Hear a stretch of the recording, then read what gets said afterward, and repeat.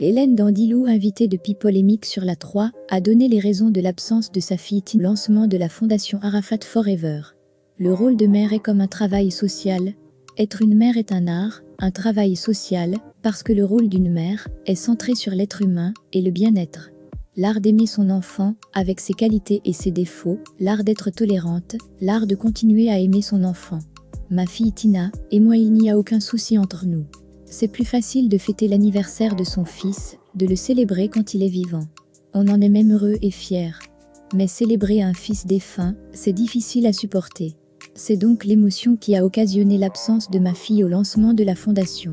Nous avons ensemble fait les préparatifs de l'événement, mais au dernier moment elle a craqué. Elle n'a donc pas pu effectuer le déplacement. Je ressentais également cette même émotion, mais il fallait que je relève ce défi. Sur ce coup, j'ai été moralement plus forte que ma fille. Donc j'étais présente à la fois pour ma fille, également pour moi au lancement de la fondation. Valentine est la première vice-présidente de la fondation Arafat Forever. En voulant éviter d'être comparée avec la fiancée de Grand P, la bimbo ivoirienne Marie-Noëlle Kouassi s'est finalement retrouvée dans les collimateurs de sa rivale. Eudoxie Yao, dans un récent entretien, a avoué ne pas avoir apprécié une déclaration de sa jeune sœur. Celle-ci avait insinué qu'être comparée à Eudo Rover, c'est être diminué. Un clash inédit est en train de prendre forme entre deux personnalités ivoiriennes aux contours imposants. En effet, depuis quelques jours, les internautes ont remarqué que Eudoxie Yao n'est plus la seule Gobo Baraba en Côte d'Ivoire, notamment sur les réseaux sociaux. Sa concurrente s'appelle Marie-Noëlle Kouassi. Celle-ci a une forme généreuse, qu'elle dit détenir tout naturellement. C'est justement à cause de cette particularité de sa forme qu'elle a interdit d'être comparée à la fiancée de Grand P. Toutefois, elle s'est malheureusement attiré la colère de sa désormais rivale. Eudoxie Yao s'est exprimée sur sa concurrente au micro de Serge Pacôme Didi. Elle avait été invitée sur un plateau radio, et l'animateur l'a comparée à moi et elle a répondu que la comparer à moi la diminuait, chose que j'ai pas du tout appréciée, a-t-elle déclaré. Elle trouve l'attitude de Marie-Noëlle mal polie. La bimbo a rappelé à sa rivale qu'elle ne s'était pas fait un nom en clashant les autres. Elle lui conseillerait donc d'éviter de chercher les embrouilles avec sa forme. En effet, Eudoxie Yao a su toujours éviter les scandales tout en faisant le buzz sur les réseaux sociaux. Selon certains fans, il faudrait que la jeune Marie-Noëlle aille aussi à cette école. Il faut noter que Marie-Noëlle Kouassi, 27 ans, est une étudiante en philosophie à l'université Alassane Ouattara de Bouaké. En dehors de ses études, la bimbo travaille dans une entreprise de communication de la place. À part le fait d'être un as en matière de communication grâce à ses études, elle a aussi un autre atout pour s'imposer dans le domaine, sa forme mirobolante. Inosbi est au Mali pour quelques jours. L'artiste congolais passe la plupart de son temps avec le prince de Kora, Sidiki Diabaté. Les images des deux artistes circulent sur la toile et on peut y voir la symbiose entre eux. C'est au nom de cette amitié que l'artiste malien a donné un surnom particulier à son confrère. Ce nom signifie que le jeune leader est réellement un leader et en mérite le titre. Lors de sa visite à Sidiki Diabaté dans son domicile à Bamako, Inosbi a reçu un nouveau surnom. Son collègue l'a baptisé d'un nouveau nom à l'issue des bons moments passés ensemble. Le Congolais s'est chargé lui-même de partager sa rencontre avec le prince de Kora en story Instagram. C'est quelques instants après les salutations qu'il a eu droit à son nouveau surnom, qui occasionnera sans doute des grincements de dents dans le camp de ses détracteurs. Sur la story Instagram d'Inosbi, on peut voir celui-ci interroger le prince de Kora par rapport au surnom qu'il lui avait attribué.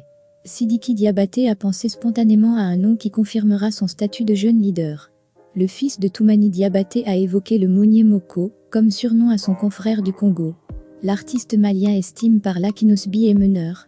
En effet, ce pseudo en langue maternelle de Diabaté signifie celui qui est devant. Non seulement, à cause de sa musique, Inosbi doit ce surnom à l'amitié entre Sidiki Diabaté et lui. D'ailleurs, un projet musical serait en train d'être fignolé pour le plaisir d'écoute des mélomanes. Ils sont tous les deux aperçus en studio au Mali dans leurs vidéos postées sur les réseaux par le Malien. Donc le featuring entre eux serait en gestation. Une collaboration qui marquera également le retour du prince de Kora, qui a recouvré la liberté après plus de 3 mois en prison.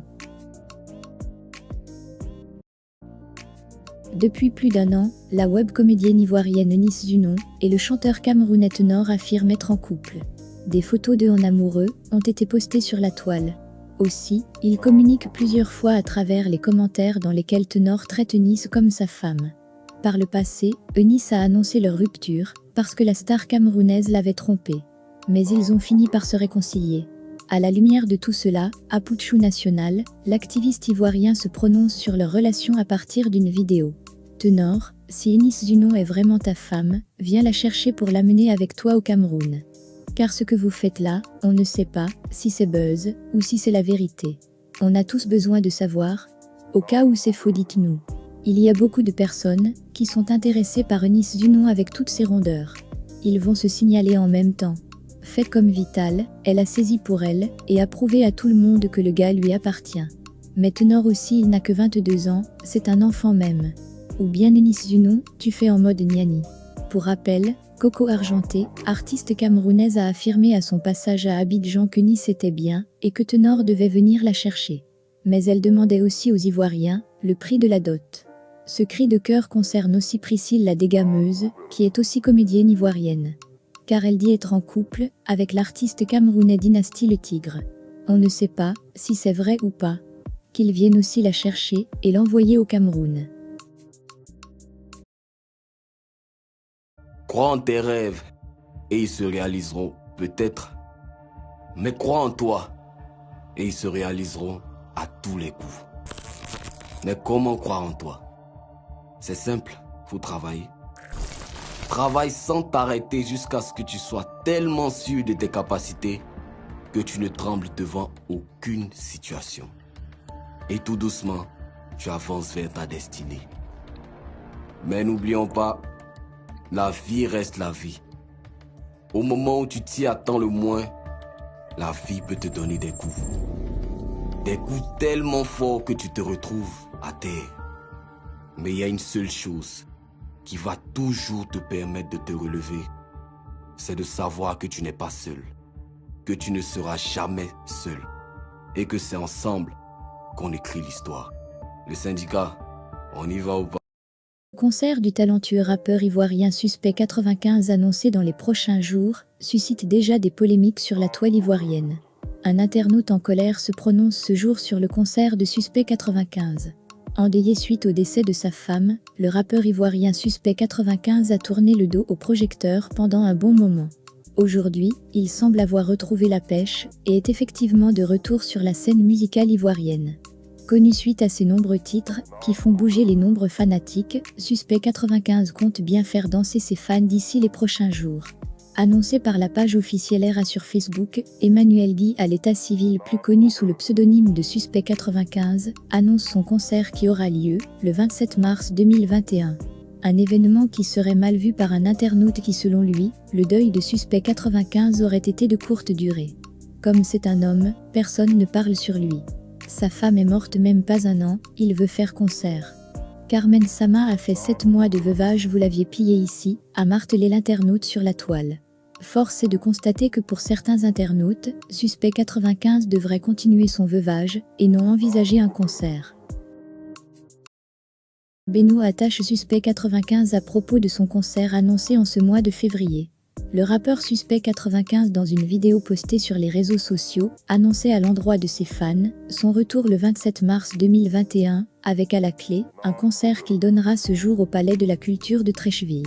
Si dans l'ensemble, cette nouvelle a été accueillie favorablement par la majorité du public ivoirien, cette sortie n'a pas manqué de susciter également de l'ironie chez certains artistes, non des moindres comme Serge Beno. En effet, l'artiste coupé décalé depuis les réseaux sociaux demandait au président syndical le coût de son prochain spectacle. Suspect 95, ton concert le 27 mars, c'est ticket 2000 ou bien le syndicat n'est pas prêt, a lancé comme interrogation l'interprète de la chanson à succès Yedja. Rappelons que frappé par la mort de sa compagne, Suspect 95 s'était retiré de la scène musicale pour faire le clin d'œil de la disparition de la mère de sa fille. L'annonce de son retour marque assurément la reprise du trône du rap ivoire.